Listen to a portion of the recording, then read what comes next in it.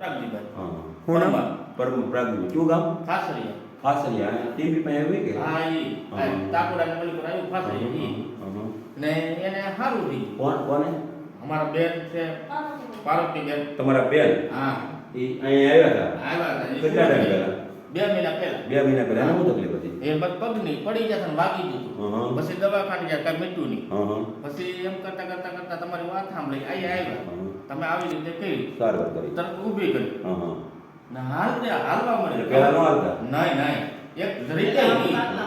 હે આવ ખાટલા બહુ હતા અત્યારે કમ્પ્લીટ આ કેમ ખાટલા બહુ રે અને 2 જણા 3 જણા ઊભી કરીને અટાણ હકવી. અત્યારે કેમ લાગે આમાં? આ ઈ એમાં હાલવા પણ નહીં. આ વીર રમતા ઈ ખાટલો નહીં એનું ખાવા દેવાનું નહીં ને બાવડા પકડવું ઉપર. આવું બી મારા બેનને એવી તકલીફ છે હા એવી છે. અત્યારે તમારે એવી તકલીફ છે. હવે તમને કેમ લાગે સારવાર આગળ કરી હતી હાલવામાં કર્યા હતા તે?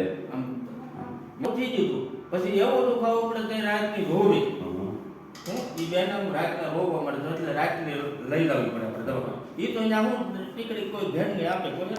પછી તમારી પાસે આવ્યા પછી એનો દુખાવો બંધ થઈ ગયો. પછી કોઈ બતાવવા આવવાનું તો મારે બેન હારે અને એને શું થઈ ગયું એનું આયરે 100 રોકાઈ ગયા. પછી એનું બધું કારખાનું બધું પછી એ બધું લઈને વહી ગયા. ઈ કે હું પાછા આવશે તે વાત કાંઈ વાંધો આવશે નહીં. ખરા.